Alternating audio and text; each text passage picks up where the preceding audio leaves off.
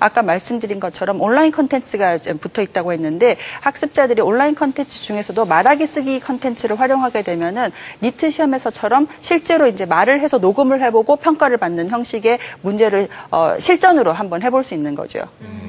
이게 니트가 지금 영어 교육에 몸담고 있는 사람이라면 누구든지 한 번씩 다 거론을 했는데 2011년도에 누구보다 발빠르게 영어 정책에 또 이 캐치업을 하는 사람들도 사교육 업계거든요. 그럼요. 그럼 이 사교육 업계는 니트를 또 어떻게 지금 따라잡고 있고 어떻게 준비를 하고 있고 또 학원 수업을 받는 학생들은 또 어떻게 준비를 하고 있다고 보십니까?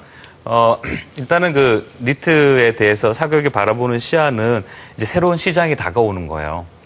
그동안 우리가 잊어버렸던 게 진짜 사교육을 좀 이렇게 푸시해가지고 장사가 잘 안 됐는데 이제는 다시 한번 잊어버린 그 기회와 이게 수입을 얻을 수 있는 좋은 기회가 이제 니트 시장이 돼요. 그러다 보니까 사교육에서는 벌써 니트 자료를 막 만들어내기 시작하고 여기 어머님들은 아마 방청하신 분 다 들었을 거예요. 봤을 거예요. 버스가 지나가면 이제 앞에 다 니트라고 다 써 있어요.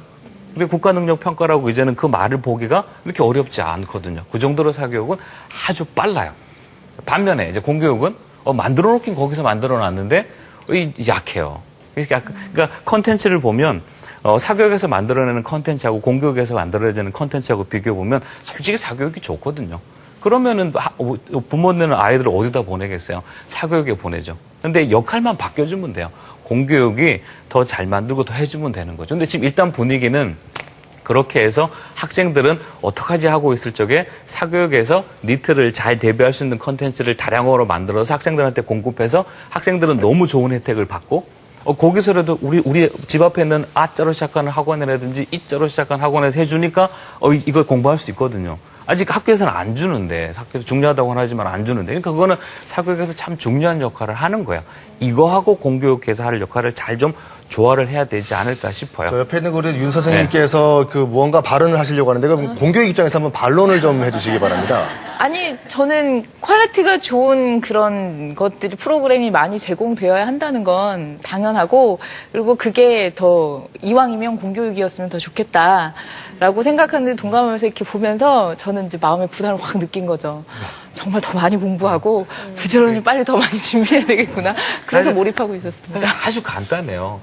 누가 더 좋은 컨텐츠를 가지고 있나요? 누가 더 좋은 내용을 가지고 있느냐가 그게 사실은 저는 그게 키죠. 우리가 자꾸 뭐 사교육이 공교육을 넘어섰다고 그러는데 그러니까 공교육이 지위를 잃었다 그러는데 공교육의 지위를 잃었다기보다는 사교육 컨텐츠하고 사교육 선생들이 어떤 면에서는 더 열심히 해요. 저는 사실 그 사교육이 사교육 좋습니다. 저는 콘텐츠도 좋고 그래서 동의하는데 그게 모든 아이들이 받을 수 있는 게 아니거든요. 그래서 그 사교육에 액세스가 되지 않는 학생들한테 국가나 학교에서 공교육에서 어느 정도의 지원은 충분히 해줘야 된다고. 그래서 그 찬스를 그 사회에 나가는데 아니면 고등교육을 받는데 어떤 디스어드밴티지가 돼서는 안 된다고 생각을 하거든요.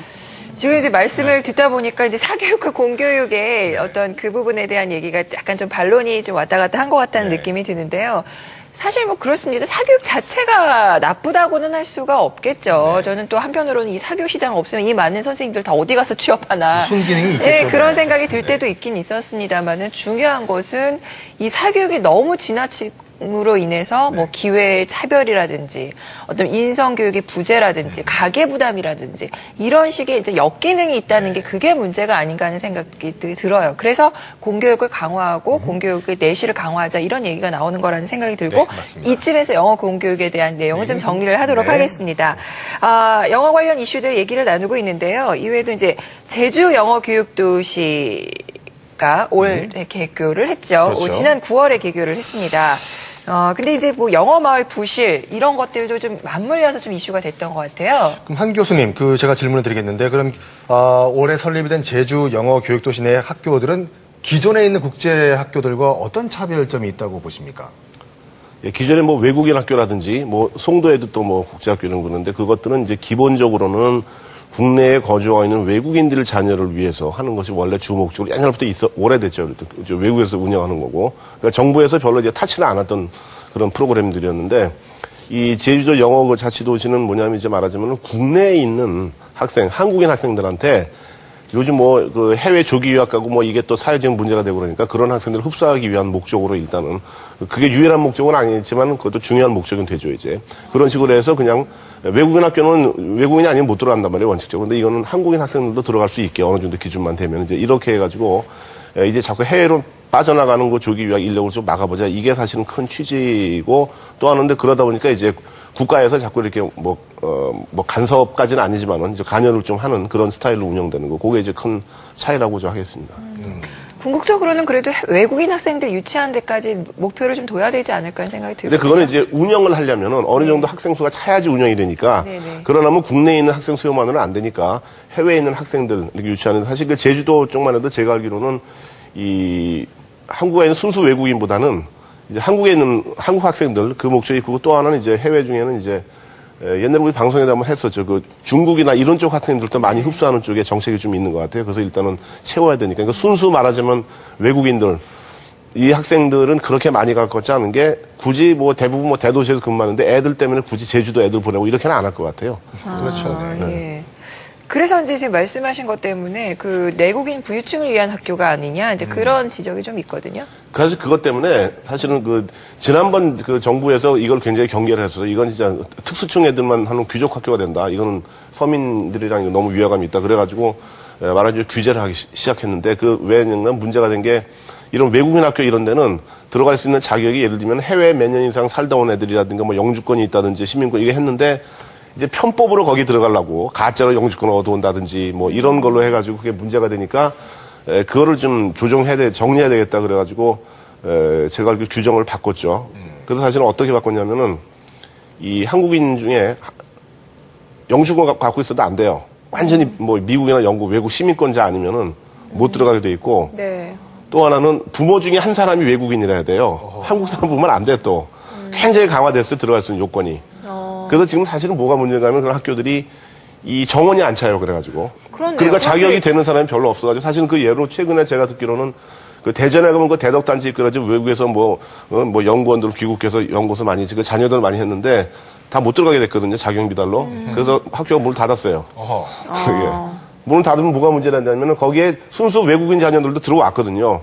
그럼 그 자녀들 자기 자녀 교육 시킬 데가 없으니까 사실 본국으로 가거나 아니면 직장 있는 대로 옮기거나 이런 또 문제가 야기됐는데 잘못하면은 그런 학교가 외국인 학교가 계속 그런 식의 현상이 앞으로 생겨날 가능성이 있는 게 기본적으로 학생 수는 채워줘야 되는데 정책적으로 그거는 이해는 맞아요. 이제 뭐 특수학교 이런 거 안 하려고 여러 가지 맞는데 그래도 기본적인 거는 좀 돌아가게는 해줘야 되지 않느냐 이제 이거죠. 국가가 뭐 그건 사실 국가가 또 지원도 해주더라고요. 이제 외국인 학교 지원해 주는데 저는 그것도 사실은 조금 왜 외국인 학교에 국가가 돈을 내냐 대주냐.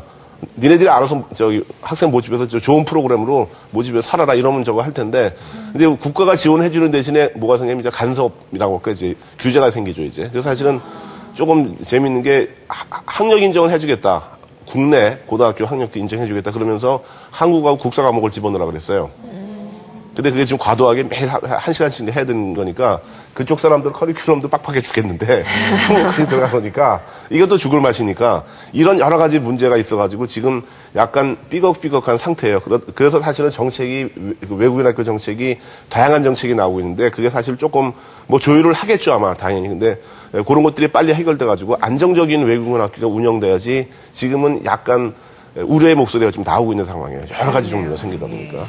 어쨌거나 이제 운영 이제 막 문을 열었기 때문에 앞으로 이런 그 문제점들을 하나하나 보완해가면서 실천을 해 나가야 될 거라는 생각 들고요. 맞습니다. 올 한 해 영어 교육계 이슈들을 저희가 이렇게 해서 좀 정리를 해봤고요. 그렇다면 내년에는 어떤 변화들이 있을까요? 저희가 한번 여쭤봤습니다. 그래서 2012년도 대한민국 영어 공교육에 바란다. 여러분들의 의견 한번 모아봤는데요. 먼저 화면으로 만나보시겠습니다. 그냥 좀 재미있게 그렇게 좀 다가갈 수 있게 해줬으면 좋겠고요. 너무 시험이라든가 이런 거에 치여가지고 너무 고단히 영어를 바라는 그런 사회가 아니었으면 좋겠다. 그렇게 생각이 들어요. 사교육비를 들어서 학원 보내는 것보다 학교 내에서 이렇게 방과 후 영어 교실을 좀 더 확산시켰으면 좋을 것 같습니다. 영어가 시험을 보기 위한 시험이 영어가 아니고 다른 사람과 회화할 수 있도록 외국인을 만나도 꺼림없이 얘기할 수 있는 그런 영어 교육이 됐으면 좋겠습니다. 요새 언어